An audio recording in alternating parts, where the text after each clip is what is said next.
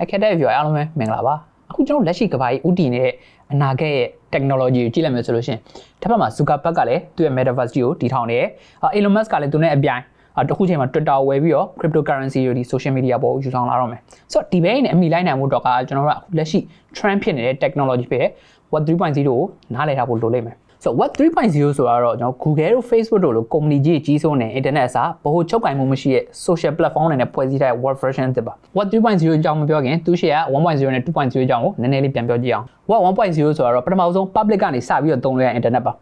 internet မတိုင်ခင်က ARPANET ပေါ့ So web တွေထဲမှာယနေ့ခေတ် internet ကြီးတို့ပထမဦးဆုံးနဲ့အခြေခံအကျဆုံး web version ပဲဖြစ်ပါတယ် 1.0 internet ခေတ်ကြီးရှင်းရှင်းပြောမယ်ဆိုလို့ရှိရင်ဗျာဖတ်လို့ရတဲ့ web page တွေယူရယ်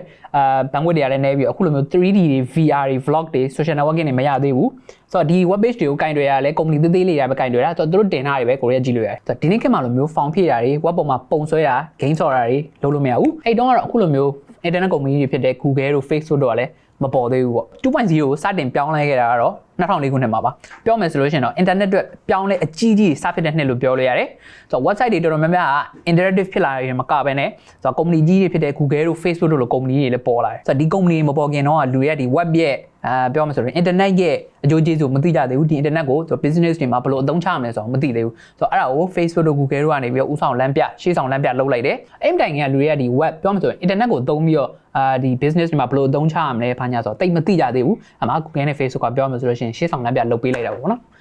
အဲ့မှာပဲ Web 2.0 တဖြည်းဖြည်းနဲ့ပို့ပြီးတော့ကျယ်ပြန့်လာတယ်အဲ့နောက်မှာ Facebook လိုမျိုး social media တွေအခြားအများကြီးပေါ်လာတယ်နောက်ပြီးတော့ chatting app တွေ Gtalk တို့ဘာလို့ပေါ့နော်အဲ့လို app တွေလည်းအများကြီးပေါ်ထွက်လာတယ်အဲ့မှာပဲ internet ကအစားတော့စာပဲဖတ်လို့ရတာနေပြီးတော့ဒီ web ပေါ်မှာနေမယ်ရုပ်ရှင်တွေကြည့်လို့ရတယ်ပုံတွေဆွဲလို့ရတယ် game တွေဆော်လို့ရတယ်အရင်တဖြည်းဖြည်းနဲ့ interactive ဖြစ်လာတယ်ဆိုတော့ရှင်းရှင်းပြောရရင်တော့ဒီ Web 2.0 ဆိုတာဒီ internet giant ကြီးပေါ့နော် Google တို့ Facebook တို့ internet ကိုစပြီးတော့လက်ဝါးကြီးအုပ်တဲ့ version လို့လည်းပြောလို့ရတယ်ပေါ့အဲ့လိုနဲ့တဖြည်းဖြည်းသုံးလိုက်ရနေအခုဒီဘက်ခေတ်ရောက်လာတဲ့အခါမှာတော့ Web 2.0 ဆိုပြီးတော့ထပ်ပြီးတော့ထွက်လာတယ်ဆိုတော့ဒီ Web 3.0 ကတော့ကျွန်တော်အခုအချိန်မှာ trending ဖြစ်နေတဲ့ technology ဖြစ်တဲ့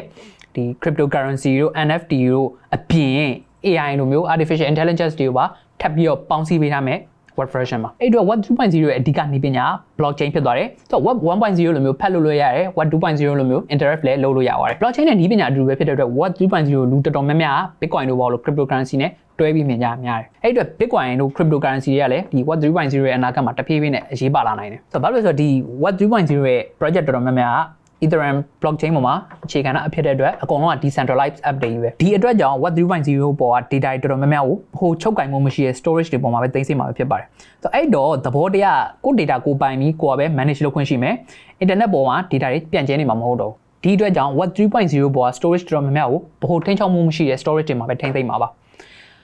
အဲ့တော့သဘောတရားကိုယ့်ရဲ့ data ကိုကိုယ်ပဲပိုင်မယ်ကိုယ်ပဲ manage လုပ်လို့ရမယ် data ရဲ့ internet ပေါ်မှာတော့ပြန်ကျဲနေမှာပေါ့ကိုယ့်ရဲ့ data တွေကိုဒီတနေရာနေတနေရာကိုဘယ်လိုမျိုးပြောင်းသွားလဲဆိုတော့ဒီ blockchain digital ledger ပေါ်မှာမှတ်ထားမယ်အဲ့အတွက်ကြောင့်ကိုယ့်ရဲ့ data တွေကိုချလို့ရနေလာပြီးတော့အလွယ်သုံးစားလုပ်တာတွေပဲနေပြီကာကွယ်ပြီးသားဖြစ်သွားလိမ့်မယ်နောက်ပြီးဒီ platform တစ်ခုလုံးကိုဘယ်အစိုးရဘယ်ဖွဲ့စည်းမှချုပ်ကင်ထားမှာမဟုတ်ဘူးဆိုပေမဲ့ဒီ platform တစ်ခုချင်းကိုမူဝါဒပိုင်းဆိုင်ရာမှာနောက်ကနေပြီးတော့ထိန်းချောင်းပေးမယ့်အဖွဲ့အစည်းတွေကတော့သက်သက်ရှိလိမ့်မယ်ဆိုတော့ Web 3.0 က AI တွေကိုအသုံးပြုပြီးတော့ bot တွေနဲ့ click fan တွေကိုလည်းတားဆီးပေးသွားမယ်အခုပြောမယ်ဆိုလို့ရှိရင် internet ရဲ့အကြီးမားဆုံးရန်သူတွေလို့တော့ပြောလို့ရပါဘောနော်ဆိုတော့ဒီဟာတွေရဲ့ရန်ကနေလည်းလုံးဝ protected ဖြစ်ထားပြီးသားဖြစ်သွားလိမ့်မယ်ပြောမယ်ဆိုလို့ရှိရင် Web 3.0 ကကျွန်တော်အခုမကြာခင်မှာလာတော့မယ်အနာဂတ်မှာကြုံတွေ့ရမယ်ဒီsocial media ထက်တစ်ဆင့်မြင့်သွားပြီဖြစ်တဲ့ metaverse တို့ဘာလို့မျိုးမှာ survive လုပ်ဖို့အတွက်ဆိုလို့ရှိရင်တည်ထားတဲ့နဲ့တက်ကြွထားတဲ့နဲ့ technology တစ်ခုဖြစ်တဲ့ဆိုတော့ပြပြရင်းနဲ့ဆိုတော့ဒီ video လေးတော့ဒီလောက်ပါပဲဆိုတော့နောက်ထပ်တခြား trending ဖြစ်နေတဲ့ tech တွေနဲ့တူပြန်လာခဲ့ပါဦးမယ်အားလုံးပဲဆုံးဖြတ်ကြည့်ပြီးတော့အတွက်ကျေးဇူးအများကြီးတင်ပါတယ်ကျွန်တော်ဂျွန်လို့မို့ပါအားလုံးပဲ